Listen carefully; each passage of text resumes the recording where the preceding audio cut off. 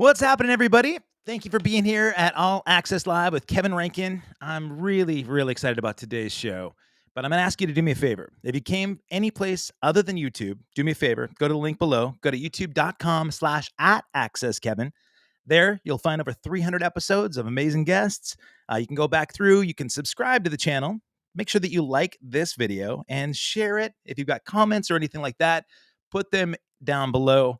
If you would like, I have a special opportunity right now. You can become a member of the YouTube channel, and I'm going to take you with us on tour. So Playing with a Flock of Seagulls, I'll be touring all through Canada all next month. I'm going to bring you through, and all members get exclusive access to everything behind the scenes. We'll be touring with Honeymoon Suite and Men Without Hats, lots of good behind-the-scenes stuff with the Flock of Seagulls, live video stuff. I've also got access to members-only content, guests like Kelly Keegan from Night Ranger, Cy Kernan from The Fix, Midge Ure from Ultravox.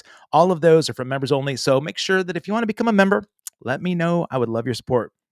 Speaking of support, amazing guitarist shop right in Beaverton, Oregon. So if you go to 5starguitars.com, everything you see there, if you're outside of Oregon, you're going to save a ton of money because there's no sales tax in Oregon. So if you want to buy guitars, make sure you go to 5starguitars.com. You can also get repairs. You can do online lessons from amazing virtuosos like my co-host today.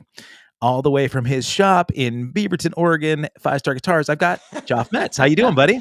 Hey, doing good, man. It's good to be back. Yeah, I'm grateful to have you here, and I'm here. I've got you here because one of our favorite guitarists on the planet is coming to us from New York City. We've got Mike Stern. Yay! Hey. Yes, sir. Mike, welcome, buddy. Thanks for being here. I appreciate it. Thank you very much, guys. Thank you. Fresh off the plane, I got to give a shout out. My dear friend Heidi, Heidi Hinman, she's a flight attendant for Delta, sends me a message and says, you might want to get a hold of this guitarist that I met on the plane. He's going over to Asia for a tour. And when she texted me and told me about your travels, she said that you had 2 guitars with you. And she said, let me see if I can figure out some way to stash those guitars.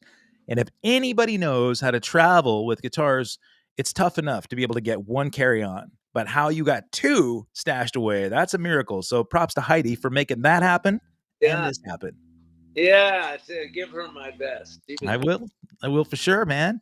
And when she reached out and then she connected us, it was funny because, you wrote back and you said, yeah, I understand you're quite the player yourself. And she must have built me up much, much bigger than she had. But as you and I chatted, our dear friend Jennifer Batten was an amazing catalyst for conversation, and playing with Jennifer a long time. She also taught virtual lessons from right there in 5-Star Guitars. So this all comes full circle. She's an amazing guitar player, of course. She agreed. And she wanted to be here to just to join us virtually, but she's in Europe herself. You're a summer, and you're going to be in Canada? You're going to Canada? Yeah, we are, and I'll be. We have a whole tour of Canada next month, but I'm going to be in Toronto this weekend. So yeah, you want to bump up there real quick before you go to Europe? Yeah, man, you're on the guest list. I promise you. Yeah, I won't even charge you. But Batten sent a slew of comments and questions, and so real quick, I would love if we could. Because you guys haven't met, I really would love Joff to sort of introduce himself and talk about being a Yamaha dealer and some discoveries he made with his Mike Stern investigation. Great. Oh, well, hey, so yeah, I was talking with Kevin. I was like, man, you should get Batten to co-host, and she was unavailable, and he was like, do you want to do it? And I was like, well, yeah, I for sure, man, count me in. So anyway, I was just trying to, sort of brush up and get ready for this. And I wound up talking to we're a Yamaha dealer. And I was talking with Jay Kenny and Andy Winston about this. And we were like checking out your signature model. And I'm like super into guitars, and I could talk about that all day. But I just figured, they mentioned that you were like the longest endorsing artist at Yamaha and like one of only like 4 signature series endorsees, right? I think the only one that has a guitar. I have no idea about that, but they do. They are big fans, and so am I. I mean, what a pleasure to be able to speak with you and just to hear you talk. So I'm super excited to be here. I really, I was obviously really happy when Yamaha kind of came out of the blue and said they wanted to make a signature guitar. So I wasn't exactly going to turn that down. I said, wow. Oh yeah. And of course, I wanted to see how, but I already knew that they're very, underrated in some ways. People that know their instruments really know how good the stuff is. Definitely. But I wanted to make sure what they made for me was something that I could feel comfortable with, and they made a great. They took the guitar that I had been using, which was kind of a telly style, but kind of a mutt. It had a broadcaster neck from years ago. It had the body was slightly different from another guitar, that kind of thing. Right. So. Uh, they took that and kind of modeled their guitar after that, and it sounded great. Very close to the same sound. And certain things were actually better, and so it worked out. It's been working out great since then. I've just been using the same guitar for years now, and it's worked quite well. So. Yeah, clearly. Yeah. We were talking about that today when I spoke with them. You've got like a 7 3/4 radius neck, which is, I mean, it's like a vintage style, like a broadcaster, a vintage telly. And I think it's the only Yamaha guitar that has that. But so they alluded to what you were saying too, of just, really painstakingly trying to recreate the feel of it, They do. They're very detailed, and they try to get it happening as much as somebody might want, within, being realistic. They can't do that they can't custom make a guitar for everybody on the planet. That's for damn sure. But they, for me, they made a really nice guitar, and for, I guess, for just their, for obvious reasons, I guess. Well, the guitar that I like is very heavy. It sounds kind of the heavy. It's about as heavy as Les Paul. Really? Right. Yeah, Okay. and it's the telly style, but it sounds warmer that way. So I really like that. They said the ones that they'll play in this sell in the stores, they don't sell a lot of them, but it's more like for artist credibility, and they sell some, and and and they're really good. But they're different. They're not quite exactly what they sent me. Sure. Because I wanted to be more specific about the weight and all that stuff, and they said most people wouldn't want to play a guitar like that for too long because it was too heavy, maybe. Just general, that's what their thinking was, and it's not that much difference. And I played the one fresh out of the store, and it sounds the same. I mean, Wow. they That's really, cool. yeah. You like go into shops and like, hey, what's this Mike Stern model you got up there? Yeah, take that for a spin. I've never done that too much, but I did check it out a couple times. In just happened to be in a guitar store, and I saw the guitar there. That's gotta be cool. They don't have those signature models everywhere, but it was cool to see it, of course, and then Sure. play it and just check it out. And it's very similar. I could have done a gig that night with this thing that was that good. Wow. That's killer. I'm curious about that, Mike. You just did the Rick Beato interview as well, or at least part of those clips just came out, and it had been talked about for a long time that you had this pretty major accident, right? So you had broken your shoulders and did a lot of nerve damage to your hands. Did you have to change your playing style and to the guitar? You talked about the guitar being heavy. Do you have to change the way you play guitar after this?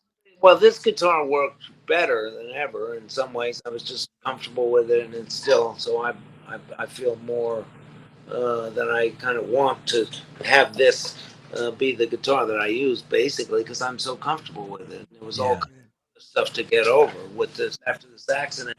I had a few surgeries on my hand, and I couldn't quite play the guitar without something to hold the pick, something to help. And so there was a drummer that I know. There is a drummer that I know in New York. Got badly burned when he was a kid. He was 14 years old, something like that. And there was a fire in the building that he lived in, and somehow, he got really badly burned. Everywhere, and his hands kind of stop here. That he doesn't even have, and he plays drums. And he plays his name is Ray Levere. He plays his ass off. Wow. So when this happened to me, I was trying to figure out how to hold the guitar. So I used Velcro a little bit on a glove, using a glove with velcroing the pick to the glove. That didn't really work, and kind of going crazy trying different stuff. And finally, somebody said, "Talk to Ray. Have you talked to Ray Levere, the drummer?" And I said, "No." Talked to him, and he said, "Gee, what he's had great success with wig glue, with glue that Donald Trump uses." So. So I got the I got that happening. It's like the pick is like, here's a pick and there's the wiggle. It's a piece of tape that I'll put around. It doesn't hurt your skin, but it's very sticky. Interesting. So that's what I have to do, and so there it is. Wow. It kind of stays there. Amazing. And also the guy that helped me, the hospital. Unfortunately, it's good to kind of know your own. If something happens, just be prepared for you to know something about where they should send you. If it's you go to the hospital, don't let them just make their own. Just say, go to this guy. It's your checkout, whoever they're sending you to, because the guy that was a good uh, general surgeon, kind of for trauma, and I've broken both my arms up here, and this is the one that was affected. My left hand is totally cool, thank God. Yeah. It does all the stuff. Probably more moves around more, but this, of course, both of them are important for sure. And I had nerve damage that came all the way down from my shoulder, from a break in my shoulder, and came all the way down here. And they didn't know. The hospital, I told them I was a guitar player, all that stuff. They Googled me and said, "Oh yeah, you've been doing this for a long time, and we'll take care of you." So they sent me to a guy, and I didn't really check him out. And I kept telling him before the surgery, we did one meeting before the surgery. The surgery was like 6 days later. They like the swelling to go down. Yeah. And I kept telling him, that when I saw him the first time, there was a pinky. There was, this pinky was kind of damaged a little, numb, very numb. He said that'll be cool after the surgery. But I kept calling him the following days, every day, and said, more of my fingers are getting numb. He said, "Oh, it'll be cool." It's an Indian cat. It'll be cool after the surgery. I mean, he's a good surgeon and everything, but I was so pissed off at the hospital, not at him, but at the hospital, because they sent me to not a hand and arm specialist, even if after they knew that I was a guitar player. Yeah. It's a specific kind of expertise. And anyway, I kept telling him that this was a drag, that my hand was getting worse and worse, and he said, it'll be cool after the surgery. Then I get to the hospital on the day of the surgery, and they're all, his assistants were there, and the anesthesiologist was there, and the surgeon was there. And he said, "Now you got to sign this." I said, "Man, I told you I can't sign this. I'm unable to sign." He said, "Oh, by golly, you weren't exaggerating." So, give me a great feeling at that point. And when this is before I was going to get surgery from the guy. And anyway, he did the best he could, but it was not great. So finally, I found a guy named Alton Barron, who was an amazing surgeon. In case anybody has any problems with their hands, he does something called it's a treatment. It's a very cool thing, where it's a foundation, MTF. It's called Musicians Treatment Foundation, where people can, if you don't have insurance, he'll give you a break, or he gets somebody to do it for free, or he does stuff for free. Wow. If he does this, and he does it with Elvis Costello, who he also helped. There's some hand problems. Oh, nice. And I think Bruce Springsteen also has problems. They went to him. I didn't know about this guy, but I'm sure you know Wayne Krantz. Yeah. And he told me about Alton Baron. So I went to him, and what he did was amazing. Right away, he said, do a nerve test right away. This was not even suggested by the other guy. And then they found out there was some nerves that had really been killed by there was some nerve damage, serious nerve damage. And then he did what he needed to do to work around it.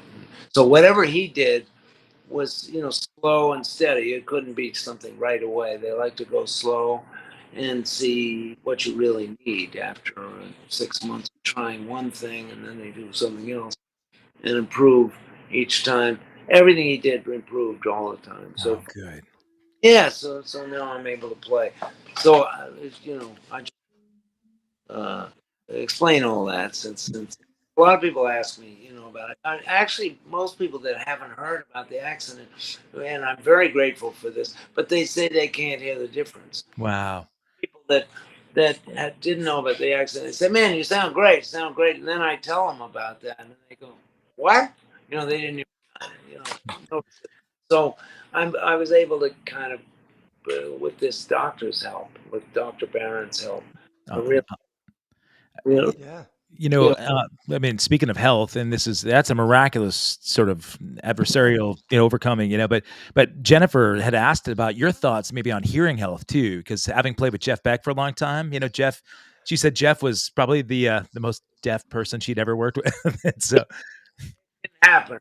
I use these, not the musicians hearing, the plugs, to deaden the volume. I don't like those. It's like too much. yeah, But I use just those silicone things. You okay. use something, and I just break one in half, and I got Michael Brecker to do that same thing. He needed something because the same thing was happening to him. He was getting tinnitus, Yeah, and so he started using these things, and it helped. And yeah, the musicians ones that they make specifically for that, I guess they've improved, but at first they were just too heavy. They would block out stuff you couldn't tell enough. You couldn't hear the dynamics enough. And we like to play. I certainly like to play really soft as well as crank it up sometimes. But sometimes a lot of times I love to play a solo starting with brushes for a while, and then rock it later. Kind of build. yeah, And and I'm playing a lot with Dennis Chambers, and he kind of understands. He can do whatever. And he's very sensitive to that kind of stuff. So he can he plays great brushes. It's yeah. awesome. And of course he can rock like a motherfucker. Yeah, you can. Yeah. Well, okay, so we'll get instrumentation in a sec, because I want to talk about lineups and you finished the Asia tour, and you mentioned that you have a different lineup for this new Europe tour. But just thinking about dynamics, when you really first came on the scene, where guitarists really you became a household name, that was like Fat Time, right? When you started playing with Miles, and that song in particular starts at a breath and just gets to this raging solo, right? I mean, it's monstrous, the dynamics in that. And, I'm curious about that experience, right? When you came in, that did you lead that? I mean, did you sort of lead that dynamic push, or did Miles encourage it? No. It's I think it's up to the soloist and mainly the cats behind. It's like I was playing a certain kind of thing, but Al Foster was the drummer with Miles for years, and he's still around. And he's unbelievable. He swings his ass off. Played with Sonny Rollins for years. Incredible straight ahead jazz player, but he could rock like crazy with a little 18-inch bass drum. I mean, it was just, they'd have to turn it up in the house, but he had a feel for everything. Yeah, So he would be an amazing sense to follow a soloist. He'd just be right there with you. Same thing with Dennis is very much, of course, like that. The guy on the new record that I just did, Echoes and Other Songs.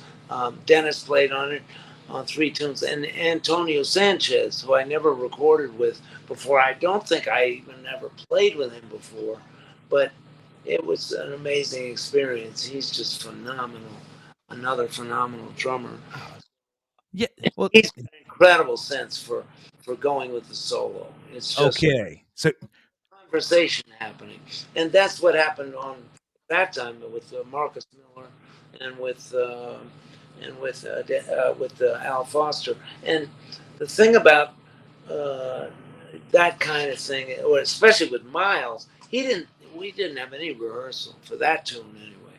He didn't rehearse much, and sometimes he did. As we went along, for a while it was just me just playing the chords and no other piano player. I was scared to death. I said, man.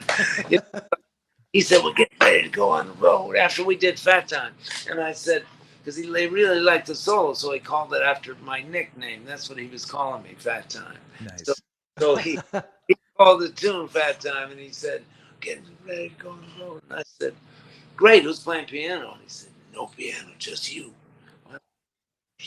Like I was scared enough already to play with all of them. You know, Marcus was just not as many people had heard of him as they have now, but he was an amazing player. It's just obvious, incredible. And Al Foster had been playing with Miles already with the kind of a very electric band. Uh, Before Miles took off for 7 years, he didn't play for 7 or 8 years. Right. Then he came back, and I was in the first band, and mainly due to Bill Evans. Bill Evans, the saxophone player who was playing with Miles. We did a little gig in Boston, and Bill, who I just met at that time, he heard that I was playing at this little club in Boston. He said, let's do some gigs there. So we did a couple gigs, and Bill told me I'm playing with Miles Davis. I said, get out of here, man. And he said he's looking maybe for another guitar player. The guitar player that he had, I knew who he was, and he was amazing, incredible guitar player. So I said, why do you want to change up? You know, that was my first reaction. Apparently, it was just a personal thing. They didn't get along so good. So Imagine that. yeah, which is too bad but it wasn't too bad for me. I lucked Right. out. And then Bill brought, I was playing with Billy Cobham at the time. And we were on the road sporadically. And I was still living in Boston. And Bill brought Miles we were playing a gig in New York with Billy at the Bottom Line, a little club not so little club, a few hundred people. But sometimes jazz, you play little clubs, like 50 people, 70. Wow. Those are my favorite gigs, actually. Yeah. But you know, a lot of times we play festivals and a few thousand people are there, that kind of thing. But a club like the Bottom Line used to be a lot of those in New York, and it was very eclectic. Sometimes it'd have a rock band, sometimes it'd have a jazz group, you know. And so we were playing with Billy Cobham there, and Bill called me up on the payphone. This was some years ago, on the payphone at the place, and he said, guess who I'm bringing by tonight? So play your ass off. So I did the best I could, and Miles liked it. So he told me to come by the studio. He actually called Billy off the bandstand, and he said, tell your guitar player to Studio B at Columbia Records, you know, tomorrow at 6:00. Tell your guitar player to be, you know, that kind of thing. So That's so cool. I went there, and Miles wanted me to play over a tune that they'd already done, like a track they'd already done. And I started trying, and then I said, man, I don't hear anything here. It's got a lot of space. It sounds done. It sounds great. So Miles said, okay. And then the following week, we did a live take of Fat Time. And it was very vague. I mean, just minor, and then it goes to A, Spanish. And so Marcus and Bill knew kind of how to interpret that, and then Miles they kind of rehearsed a little bit and just found a pocket for that. Miles kind of played this melody that he heard in his head. It wasn't written down or anything, no chart, and we played that time, and so it was really improvised. Seriously, we did it a couple times. So to get the sense like we're kind of creating the tune at the same time almost. But sometimes the way Miles would play it was very clear, incredibly clear where he wanted to go. And So, and with that group of musicians, especially, and Bill is just phenomenal also. And Marcus and Al, I mean, uh, it was just a pleasure to play with those guys. They just follow you with such a strong sense, incredibly sensitive ability to Yeah. that. You mentioned Marcus in that ensemble because one of Jennifer's questions was that one of her favorite all-time records of any is Tutu. And she was asking about the collaboration, and she said, did Marcus have that all written out, or did you have sketches, or was that presented? I think I wasn't on that record, but there was some stuff written out, I think. Okay. Some of it was, yeah, there was more written out. Marcus was much more, into that. Uh, and then Miles, I guess they kind of played it for me, probably, maybe a little bit charts he could look at, but it was more like, here it is, play here, Okay. He would figure out where to play, and then here's the melody, and you learn it. And I guess that's what happened. Sure. That's Well, that's kind of the way he would record. well, at that time, like when you came into that the gig, when Bill brought you in, like who were your influences? Who were the guys that you were really inspired by?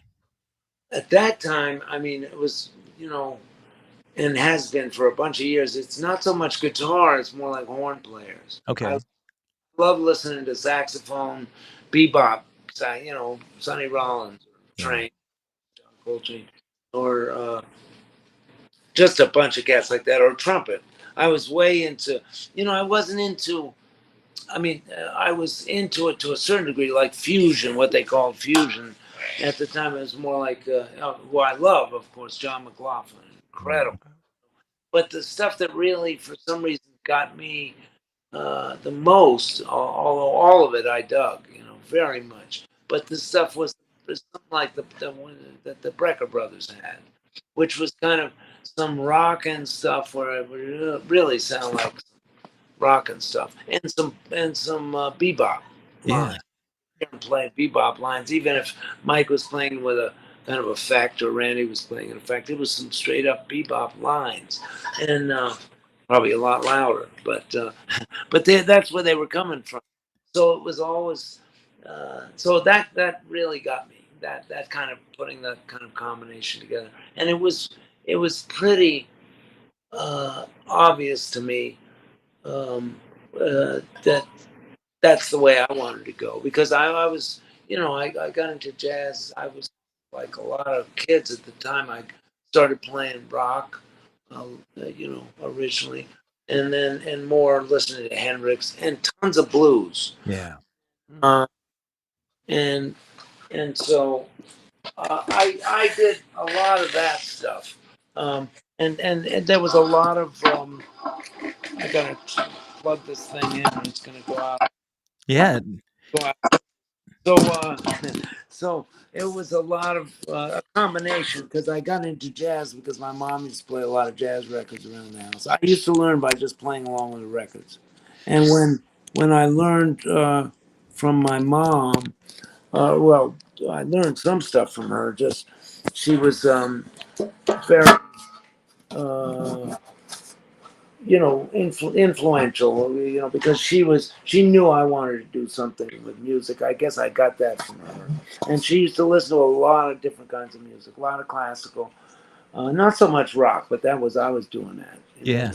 And blues, I was listening probably more than as much to Jimi Hendrix as B.B. King. I was a ton to B.B. and a ton to all the blues cats, love that.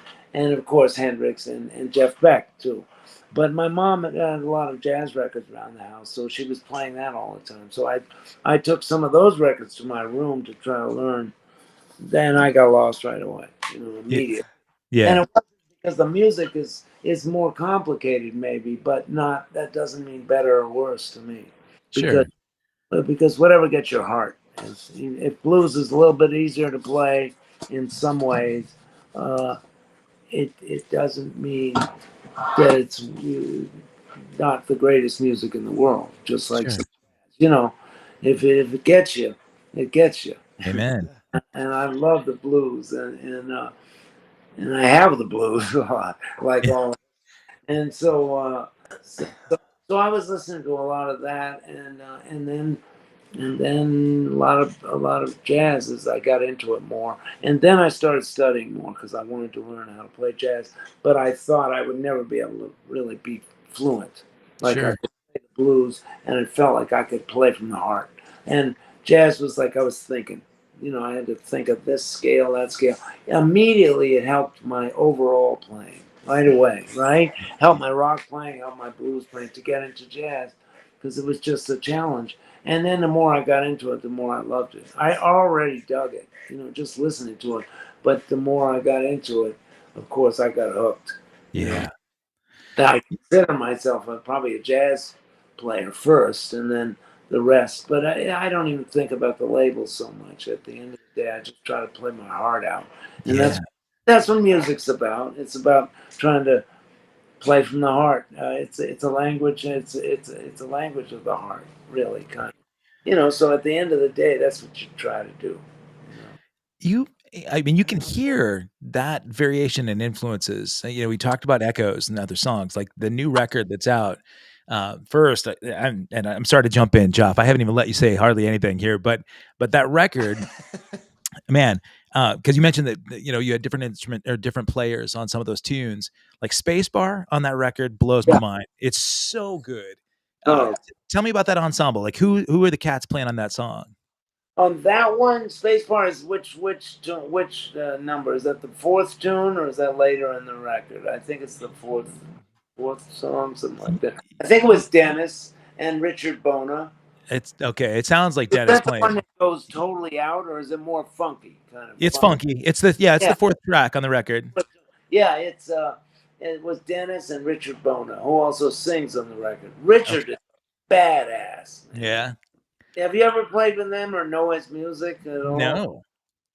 Richard Bona is an African cat that he's from Cameroon, and he lived in Paris for a while. Grew up, lived a long time in Cameroon, and then moved to Paris, and people started checking him out. He was singing and playing the bass in small places, and then people were really blown away by how talented he was. And Yeah.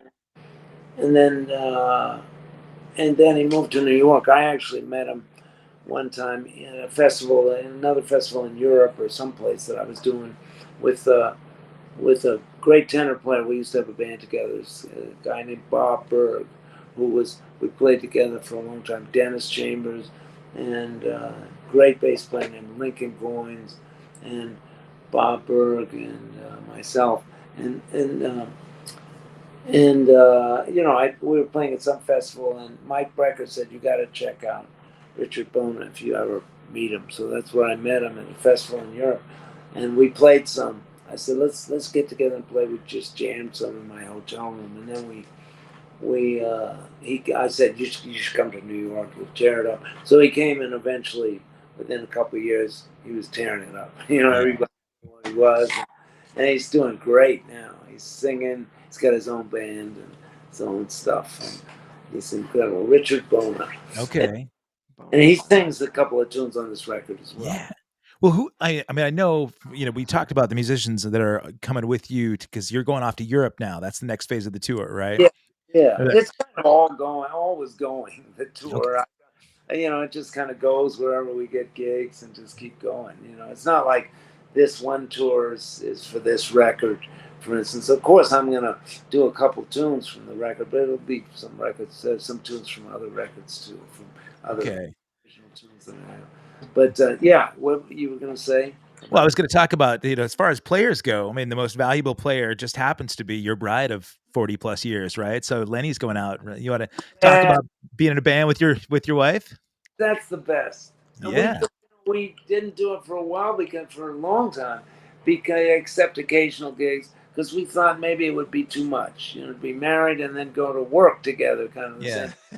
And we heard about other people that weren't so successful, and I wish I'd known how great it was. I mean, I always had the feeling that no matter what, this is the lady for me. I'm never gonna change up. She's just I love her so much, and so when we started doing this, we decided when we got to a certain age, we were just kind of saying we'll probably play together more.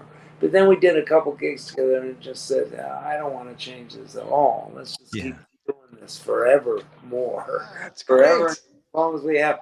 And she's awesome. You know, she brings such a cool aspect to the music in general. It's just more lyrical in some ways. She's got so many songs we haven't even, you know, I want to play my songs on my gig. Excuse me. But I want to do some of her tunes down the road because they're great. She's written like 200 or 250 tunes, you know, and recorded a bunch of them.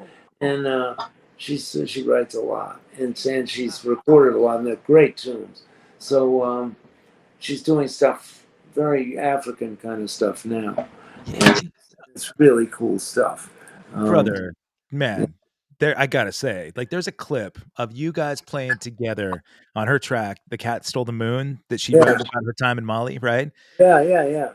It just honestly, man, it brings so much joy to watch you guys playing because it's just ear to ear smiles from both of you guys, and you lean on each other while you're playing. You know, it's a gorgeous performance, man. Oh, that's great to hear. Yeah, that's great, man. That's beautiful. Yeah, that's how it's going. You know, really, she's amazing, and she's always been. Well, like we played over, you know, as long as I've known her, we played guitar together. You know, and we practice hard tunes and like giant steps. And 26-2 is another John Coltrane tune that skips around like crazy. You know, like a lot of changes, and she can play all that stuff. So it's great to have. Hey, Leni, let's practice this stuff together. You know, it works out great. So now we're playing the same band. It's just really cool. Cuts down on hotel rooms. You don't have to worry about that, right? That's right. Most days, that might not. You know, some people might keep their marriage together by actually getting separate hotel rooms, but that one on that.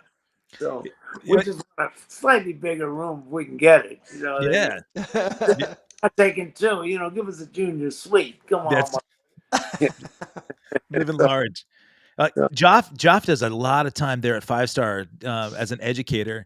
Joff, like, you know, when you've got musicians coming in and talking about the importance of learning jazz versus blues versus rock, do you have sort of a place that you have them start with where you would have, because, you know, Mike mentions being a rock guy first, then he discovered blues and jazz and had expanded out there. So maybe as an educator, how are your thoughts on working with younger people that way?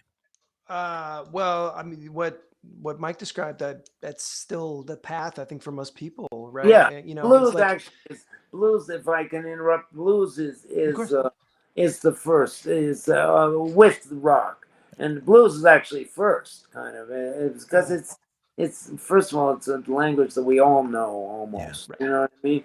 And it's relatively easy to understand, although the more you get into all that stuff, it's all impossible. It's all infinite. You know, and you can take any kind of music and go forever. But certainly blues is like sometimes the cutting, you know, where people start, kind of in some ways. But is that what you're finding too? It's the same thing, right? Well, yeah, you know, I mean, I think because usually the changes are, you know, they tend to be simpler, right? A little bit more repetitive and easier to grasp, right? Exactly. And it's super fun and super moving. And to your point, you could spend a lifetime playing just blues and, you know, and never master it, right? But yeah, I mean, that tends to be the progression. It's like, I don't know. I mean, I figured like wherever people, whatever is interesting to them when they get started, and sharing in that excitement and getting them some early wins and showing them that it's accessible, and then seeing where that goes, you know. And yeah, eventually, you know, it seems like everybody winds up exploring those different genres, and jazz is one of those things that is, you know, it's complex and it's exciting, and it's you know, something that people work toward. It's not often that they come in looking for that right away, but you know, the more that music sort of captures them, and the more that they work through it, that's where they tend to go, you know. That's true. So you're teaching a lot. Yeah, I mean, I still teach like a one afternoon a week, really, just because I love teaching, and I also like own a music store. So I'm like busy with my other job and doing some playing myself. But the education. So that's your music store. Sorry, that's your music. Yeah. Wow. 5-star guitars. Awesome, man. And you own the store? Yeah. Speaking of which, like, if you're ever in town, we would love to set something up, man. We'd love to have you here, like, whether it's for a cup of coffee or a clinic or whatever. I mean, it would be wonderful to have you. Whatever, but I would love to. Yeah, I'd love to. Yeah. And it would be a ball. But I'd like to play sometime too. You'd probably kick my ass. But it's great. Probably not. but anyway, I'm sure I would love it. And look, hey, I'm on. Like, yeah, but so you're teaching a lot, right? I mean, one afternoon a week, and that much. Well, I mean, there were times where I was teaching 6 days a week. I mean, I had wonderful teachers and a great experience with that, and so to me, the ability to pass it on and work with people and share that is, I love it, and that's why I still do it. That's great, man. That's beautiful. Yeah, that's it. And so you're noticing that most people, it's the same. Yeah, the route that they come in wanting to play blues or rock, and then sometimes get into jazz more. So do you play some jazz, or is your a little bit, but I feel like I'm still working on the blues and rock stuff. It's still the infinite loop of the 12 bars. Yeah, same shit for me, actually, to be honest. But yeah, it's all endless. But it's kind of a journey you get on, and you do the best you can with it until you can't do it anymore. Hopefully. What I just wanted to say, I found your story of like overcoming an injury to be incredibly inspiring, and I love to hear those stories, whether it's Django or Tony Iommi or you, and I love it that you didn't let that stop you, and that you found a way, and things happen, but the people that stick with it, and find a way, I love that. I find it incredibly inspiring. Oh, thank you. Yeah, it's because it was a challenge and still is, because I get so frustrated. I used to play more with my fingers a little bit, and I wanted to get into that more, like even a little bit of classical guitar, because I used to kind of do that a little tiny bit, but never with the correct technique exactly. I probably wouldn't ever get to that, want to even do it to that level, but to play with your fingers, it's a beautiful sound, and I used to do that. I used to somehow put the pick. It's one of those things, if you think about it, you can't do it. So I used to put the guitar pick kind of in the palm of my hand all of a sudden and play sometimes with my fingers, and then just grab the guitar pick again, while I was playing, you like kind of palm it with your index finger. Exactly. Yeah. So you're holding it and then just kind of do that. Oops. Exactly. The camera. You got it. And you back out. Yeah. Yeah. Similar. And so that I can't do, because first of all, it's glued, so it ain't going nowhere in a hurry. That's for sure.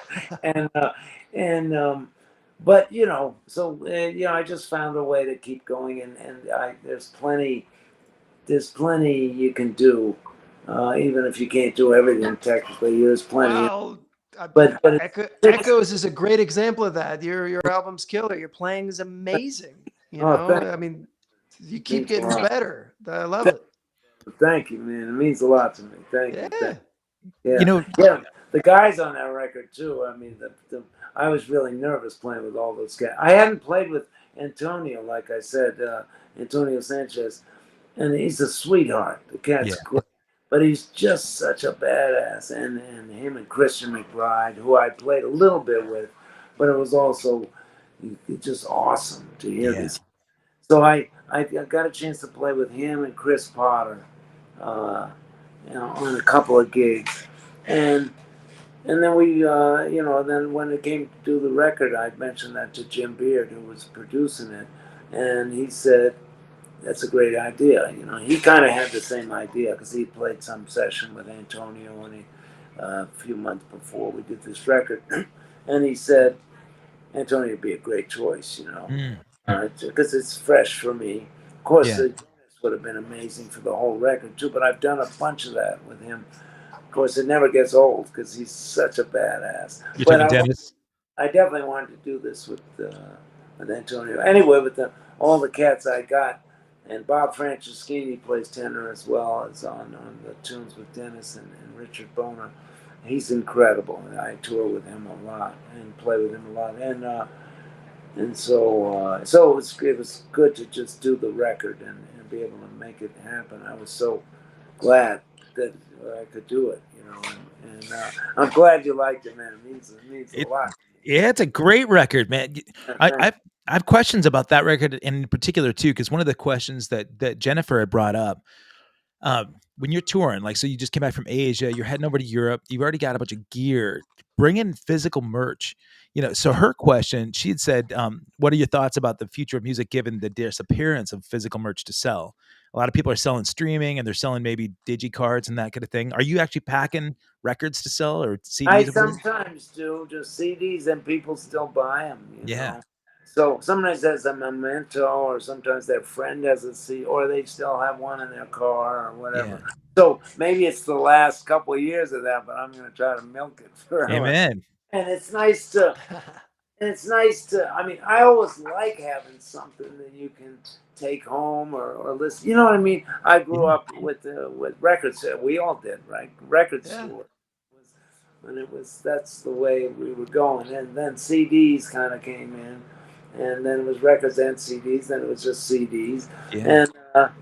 And now it's back to records, actually, kind of a little bit, but it's kind of not so much. Not back in the day. But that's kind of cool that's happening too. I think they might do a record thing, a vinyl thing of this record, a few tunes. They wouldn't be able to do too many tunes because they're long, because we're playing long. But there's some that would fit on six tunes that could fit on a record, and that's how much I used to put on a record back in the day. On vinyl it was 6 or 7 tunes, and that was all. Yeah. But anyway, I try to. I'll just bring CDs and assign them and all that stuff and try to do that. She's still doing that? Does she do that, or? She does, yeah. So her solo stuff, she's got her, the older stuff that's basically out of print. She's just selling off whatever inventory she has. Yeah. And then she does some digital, downloads that you can purchase through the website. But it's strange. I mean, you guys both know this, that at one point, right, merch was such a huge part of the touring profit that you're going to make. And if you don't have any merch to sell, you're basically working for whatever guarantee you've got or the door. And it's tough because it's expensive touring, right? You've got way more expensive, fuel costs and hotel costs. And so if you don't have a bunch of merch sales to offset it, then you're barely able to make the rents every month, right? So I'm wondering, I mean, do you still get enough merch that helps maybe offset? Yeah, that helps. That was never a giant part of my stuff. I would make an extra for a couple $1,000 from it sometimes, or more. Sometimes, because sometimes I could sell 100 CDs in a gig. You know what I mean? Now you're lucky to sell 10.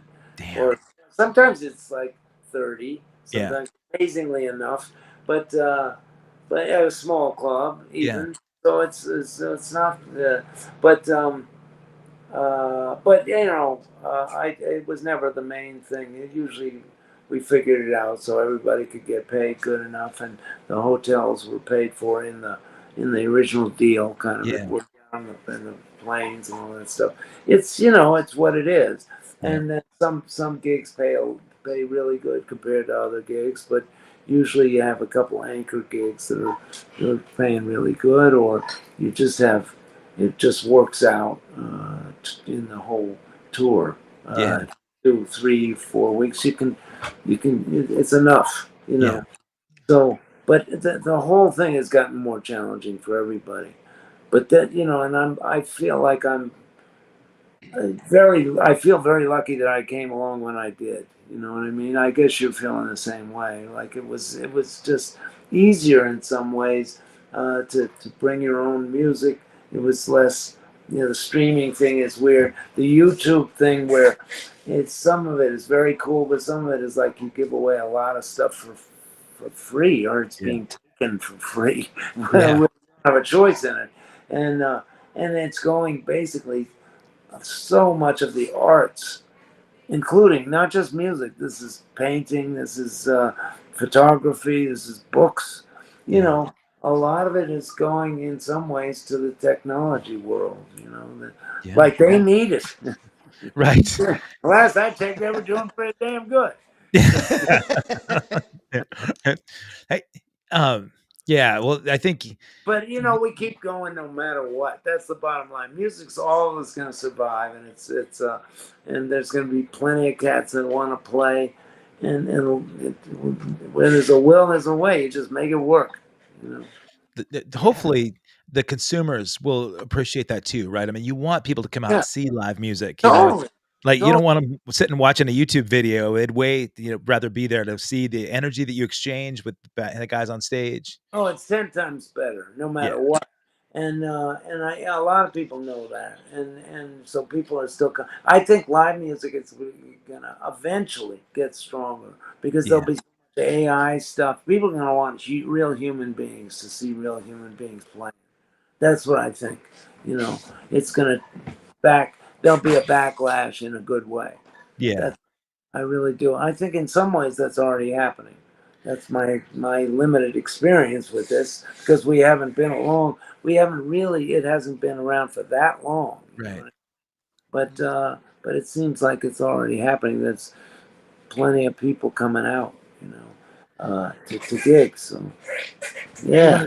You were talking energy exchange. I mean, we were talking about some of this between consumers and the bands. In the chat, a bunch of people have mentioned your collaboration with Eric Johnson, which is, another crazy badass record. That eclectic record is, Yeah, that was fun, man. He's great, man. Eric, as you know. Yeah, but you guys, you remind me a lot of each other in terms of humility and appreciation for each other's um, contributions and tone and talent. When I first met Eric, he was just revering Jennifer, and he kept telling me, you've got some of the best tone of anybody I know, and I'm like, but you're the tone guy. Yeah, everybody that I knew was saying Eric Johnson had like the specific tone that they were going for in solos. But Yeah. then when I listened to your collab record, Yeah. you guys, it's amazing how you guys don't step on each other, but really, you give to each other. There's a synergistic thing that you did that's so killer, man. Tell me about that experience. That was great. I mean, with Eric, he's one of those guys that's for me anyway, it was so easy to play with him. I mean, just obviously, as you mentioned, he's a great cat. He's very, he understands that we're all on the same kind of path that goes forever, and at the end of the day, you barely scratch the surface of all. But music is just it's amazing. It's infinite, but he just totally loves it, and he's amazing. He gets very detailed about the sound, and he wants his amps just so. I think he goes sometimes too far. I said, man, you don't need to get that exactly that same Marshall amp to ship it to Europe. We could do some gigs and just rent some stuff. And we never played in Europe, but I would love to do some more playing with him. But we did a couple things, and it was amazing. He brought some of his less heavy, and we played some small clubs.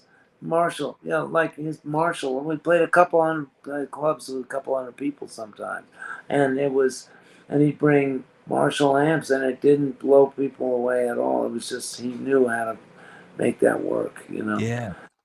It was not too loud and beautiful, and he would rock his ass off and play lyrically.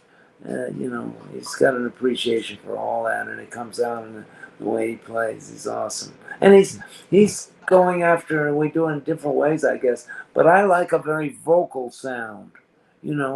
I like a sound that has kind of more sounds like a horn player or a singer, and Yeah. I do 2 amps. He does the same kind of thing with however he does it, pedals and it's very it's singing.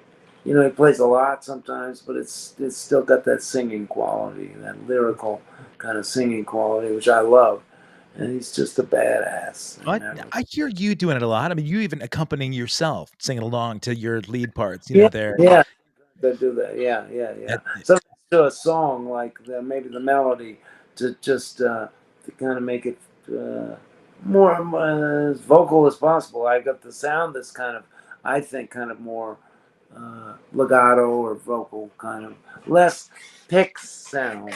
And I like the pick on the guitar. I like that sound. Where it's, but for me, not all the time. Sometimes certain songs I want them to sound, or certain solos I want them to sound more like a horn player, I guess, or singing. But I like it also when you play the pick and you want to get a certain kind of attitude with more pick sound. That's kind of cool too. So all of it is great. But I just try to at the end of the day try to get. I think that the effects that you use are whatever works for you to get your heart out, and be able to play your stuff. That's the main thing, and just get away if whatever works. It's 1 amp, 2 amps, 5 amps. It doesn't matter. Hendrix used I don't know how many, a lot, Right. but it was working. For him, what he was doing in those days, and so. And Eric, man, he just knows how to do it with his stuff. It's pretty awesome. And that was really great to play with him and do that record. It was fun.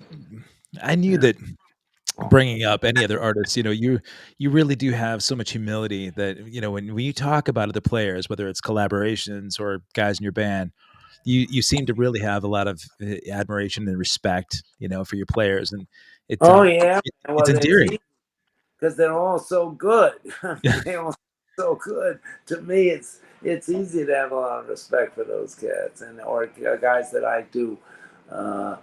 When I get together and do a collaboration with somebody, it's easy, to man. I just realized we've been talking for a while. It's 6 o'clock and I'm late for something. I just realized. Shoot, man, I'm so sorry. Well, no, I'm not sorry. This has been a ball, man. Man, I'm Thanks, grateful Mike. for it. You would at some point when we're going to overlap, and maybe whether you come back through Portland, you can pop by 5 Star. I know you'd love the guitar shop. It's an amazing sure. and for the people that are there in the chat, I really appreciate your guys' engagement. Sorry we didn't get to your questions, and Mike Pardue had amazing questions. So what I might do, because Mike had some really good guitar and technical questions. Oh yeah, Mike, I might send those to you, man, and have your feedback from from him. Ask him now. You could ask him now, real quick. The technical things he talked about. Many studies in the guitar have vertical and horizontal approaches. What are some ways that you find it helpful to balance those perspectives? Vertical and horizontal meaning.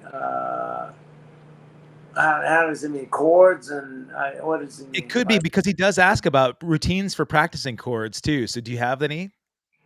Oh, well, not really. Except, inversions of different chords and sometimes modal comping, which is not even thinking of chords at all, but almost thinking.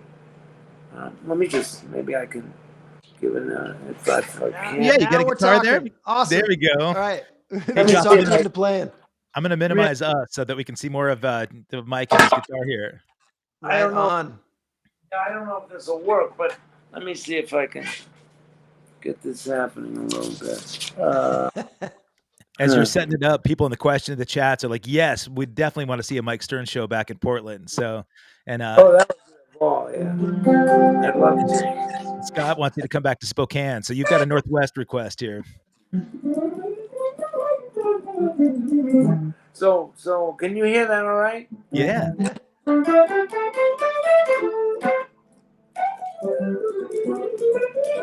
So one thing that I would do sometimes. Can you see? I guess you can see this. Yeah, we can see the fretboard. Chords. Like maybe inversions. This is a kind of a chord. It's a C major 7, but it has the. Maybe I'll keep it simple. Just triads for right now. Here's root position. Here's first inversion. Second inversion. Back to root position. An octave higher. and then first inversion, second inversion. That's a little harder to play because it's up there. But yeah, so it's like that. Those kind of, you could do different inversions with seventh chords too.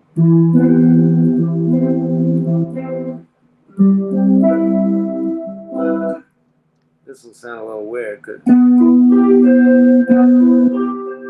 it's got a flat 9 in there. It's kind of a weird interval, but it's kind of beautiful. So, but that was just a C major 7, kind of a drop 2 voicing. It means you have a. It's kind of hard to explain, but you have a voicing like this, and you drop the second degree down. So I'm dropping. I'm playing this kind of, which is impossible to play on the guitar. If you want that you take the second voice and you drop it down an octave. So in this case, those are the 4 voices, and the third is on top. The second voice down goes down an octave, so it's called drop 2.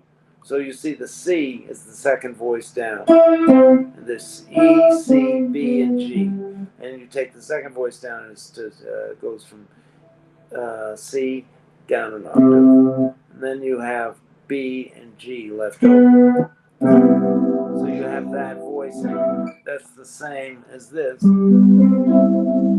but a friendlier kind of configuration for the guitar. That's used a lot, drop 2, because it's a great ranging voicing too. Drop 2, and 3. You take voices and you move them in different places. It's the same collection of notes, but it's not close voiced. It's kind of more open. But on guitar you have to do a lot of that. But it's just not possible to do that. On piano you can do all that stuff. Guitar is just weird.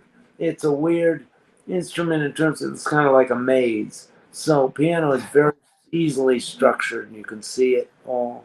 And saxophone is easier in some regards. Of course, they all have tons of difficulties with but guitar is unusual because there's so many places you can play the same stuff. So you can play this. That's all middle C, and one's out of tune. Maybe some are out of tune. But anyway, that's all middle C. You only have one middle C on the piano. So you got all these places to play the exact same. You can line. You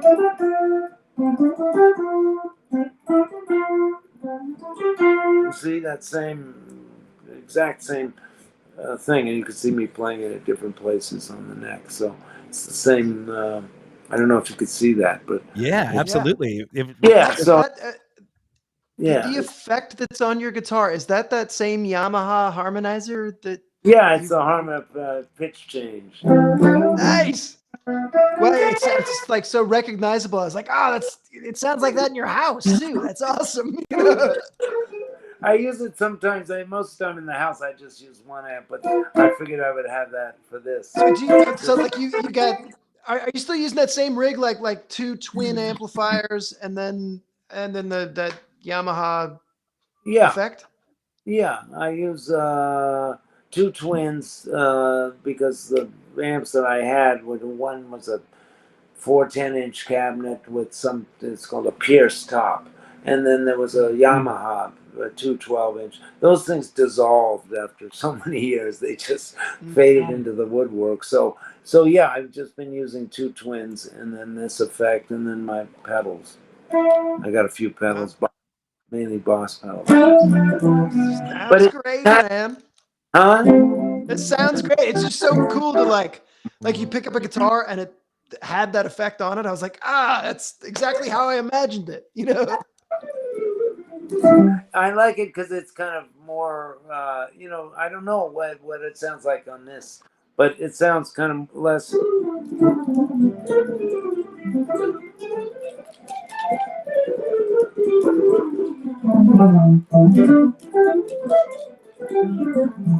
So you can hear do you hear that much pick noise?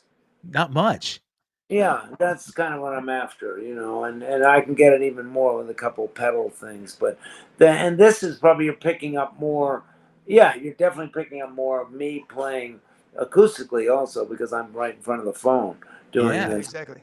Yeah. So basically, that's the idea that I like to go for, is something that has more of a horn-like sound. But I mean, I don't want to get too far away from the guitar either. It's still the guitar, the electric guitar sound. But electric guitar nowadays is a bunch of different sounds. Obviously, you can use whatever. Some people just, like I said, they just play through one amp, and maybe there'll be a jazz player that'll just have a great archtop guitar, and they sound so good just by themselves. Those big, heavy guitars. Or you'd be like John Scofield is such an amazing player. He has a little distortion all the time. Or Pat uses a couple amps, I think, Pat Metheny, and Bill Frisell has his thing. That everybody's got a little something usually on the guitar. I find I don't have to use as much effect if it's soft. If it's totally soft, I can get kind of what I want just through one amp. But it's usually not. I don't play that soft most of the time. It's sometimes very soft, and sometimes, and I like the fact that I use even soft. But sometimes when it's rocking, and I can still play in a small club, and it still sounds kind of, because the 2 amps, it's not so loud that it kills somebody. You know what I mean? It sounds big and it's still soft. That's what people always tell me. It sounds kind of a nice, full sound, like a saxophone. Yeah. When they play, it's not so soft. Right. It's like they just blow out the horn, and it's a full sound, the actual sound. So I like getting the guitar to try to sound like that in a way. So, Ross but anyway, in the chat, he says did he Ross, want any questions? The cat? oh, he just mentioned, Ross in the chat said there's great reverb in that room. And Mike, when you were saying just now, you said, I don't know what it sounds like over the phone. To me, it sounds like I just moved into this place up in New York, and I just happen to have this incredible guy that sounds like Mike Stern next door to me, which I hit the lottery, Oh, thanks, bro. Man, what a gift. I really, I can't tell you how much I appreciate this. And to Leni for borrowing, like sharing you for the afternoon. And I Thank you, man. I will tell her that, and it's going to mean a lot to her. I know she's going to be disappointed she missed this, but we'll do it some other time, maybe. You know what? If you're up for a part 2, let's get both of you together on the show. Yeah, we'll figure it out. We'll figure it down the road. Maybe we'll get back sometime. And, look forward to it. Well, it was a real pleasure to speak with you today, Mike. Thank you so much. Both you cats, thank you so much. I appreciate it. Thank you very, very much. And it was fun as hell. Hell yeah. Yeah. Ladies and gentlemen, if you got here late, do me a favor, go out right now, go to mikestern.org. You can find the brand new record, Echoes and Other Songs, is a brand new record that he just came out with at the beginning of September. He's on tour in Europe upcoming, and you can see the tour dates right there on the website. So get out there and buy the record, okay? Do this for me. Get the record. Make sure that you support Mike Stern, one of the most incredible, legendary musicians that's living on this planet at this point, man. So Mike Stern, thank you so much, dude. Thank you, bro. Thanks, man. Cheers. Keep playing your hearts out, man. You got it. You got it, my friend. All the best. Thanks, Mike. Take care. Have a great night. You too, bro. Thank you. Hey, Joff Metz. Listen, my How cool goodness, was that? man, I got to tell you, man, I talked probably more than I could have, because I know that you had a million technical questions and all sorts of great guitar questions. Here's the thing: you were listening, you were asking all the right questions, and I could listen to Mike talk all day. So, oh my God, perfect. There are a lot of 5-Star Guitar customers and friends that I think that are here. So I'm going to just tell them right now, if you guys got here late, I want you to just go to YouTube, go back and check out the beginning of this thing, right? So you can check it out. You can subscribe to this channel. Make sure that you become a member, but go to youtube.com/@accesskevin. We're here because of the support from 5-Star Guitar. So thank you, 5-Star. Thank you for Joff Metz. And Joff, you know what? I know that this subscribe channel now. Yeah, this is not necessarily related to to the show at any point, but I want you to share the story because musicians out there will appreciate this. Just before we went live, Joff had these amazing news about 5-star guitars. Tell them your success story today. All right. Well, this is cool. So I had the headphones on. We're waiting to go on, and when one of the guys here at the shop like tapped on the window and was like, "Hey, the cops are here to see you," and I was like, "Oh, like ruh-roh, So anyway, it turns out, check this out. Somebody bought using a fraudulent credit card, like a guitar and an amplifier, and it's like $5,000 worth of stuff, right? And we were just like out, and it sucked. And I heard about this. I looked on Craigslist, and it was like, oh, hey, just so happens, same model guitar, and it says, inbox like new. And I was like, wow, what are the chances? All right. So anyway, we were able to work with the police department, and long story short, we got him back. And the reason that the police were here was because they wanted to talk with the 2 employees that had helped this guy to do like some sort of lineup. But like, I love it. I mean, not only because it's helpful to us. I mean, it's a meaningful amount of money for, a small business such as ours, but also, anything that disincentivizes stealing guitars, I'm down. Cause like that is what we were talking about before, man. I mean, it's not just theft. I mean, it's like stealing the construction workers' tools. You're taking somebody's livelihood, and there's a sentimentality to that is beyond the most hammers and saws kind of thing. I mean, like, you steal somebody's drum set or their guitar or whatever. I mean, like, that sucks. And so I love it when this happens. I love it that Batten got her guitar back. I love it that we got our stuff back. And people who steal guitars are bad. Don't do it. Amen. Yeah, there's the public service announcement. Rel Love here in the chat. Thank you guys for being here. Appreciate you. They said they just found this channel randomly listening to old Mike Stern live videos. So how freaking cool was Mike Stern, right? How awesome was that? Dude, yeah. Yeah. That was such a blast, man. Like, super cool, super humble, and like, what a career, right? Yeah. He played with Miles Davis and Jaco Pastorius and everybody else that we mentioned. Yeah. It's like incredible. Like the Mount Rushmore of jazz guitarists for sure. Living guys, man. Like we're sure. Well, I love that story too. That like overcome adversity and like didn't let anything stop him, including a physical injury like that. I mean, like that could happen to anybody. I don't know what I would do if I couldn't play guitar. I literally don't know what I would do.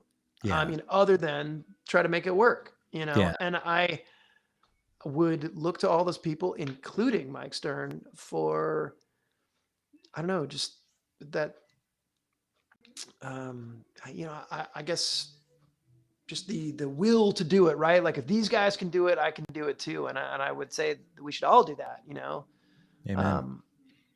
And yeah, try to make it work. Yeah, buddy. Well, guys, if you're here, you're playing guitar and you're looking for lessons and you're in the Portland area, even if you're not in the Portland area, you're not limited because you can go to 5starguitars.com and you can get virtual lessons, right? And so, Matthew Higgins, he said, not just music, but music history is gold. Matthew, your profile picture looks like you're a drummer. So props to you for being here and checking out Mike Stern. As he mentioned, he's out on tour with freaking Dennis Chambers, right? So as I talked to Mike prior to the show, I told him, Dennis would be a very welcome and excitable, and I'd be excited to have him as a guest on the show. I threw him a note just prior, but if there are other guitarists you want to have on the show, Eric Johnson, the collaboration that they did together, I think it'd be great to have Eric on the show. Having worked with, Agreed.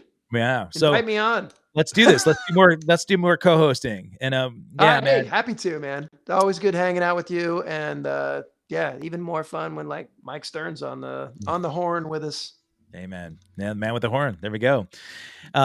Jeff Metz, 5-Star Guitars. Thank you, all of you guys that took out time in your afternoon. If you're if you're on the West Coast and you took time out from work, you can get back to work. Just knowing you got some amazing gold entertainment. Please do subscribe to the channel. I would love it, and share with your friends. And Mark Lettieri. Ross, I had Mark on the show. Mark Lettieri was in the shop too. I I got a chance to hang out with him. He's a fantastic guitar player. He's also like a really cool guy. He is. In fact, here, let me put the link in. I actually had Mark on the show during pandemic a couple years ago. So let me do that, Ross, or I can just send you in that little chat thing. Why don't you do this? Why don't you go subscribe to this channel, which I think you already have. Go to youtube.com/@accesskevin. Go to the guitar playlist that I have, and you'll find Mark Lettieri's about 2.5 years ago in my playlist. So Mark was amazing. But I don't have Corey Wong in yet, so that'll be good. But if there are other guitarists that you think we'd have, send me a link at accesskevin.com and let me know. I'll track them down. We'll get them on the show. We'll have Joff Metz be my co-host. And support 5-Star Guitars. Everybody, have a beautiful afternoon. I'm getting ready to go rock Canada this weekend, so I'm looking forward to you Canadians. We'll rock Toronto. Thank you, Joff. Have a beautiful afternoon, and congrats on getting brother. Congrats on getting your gear done. Just served.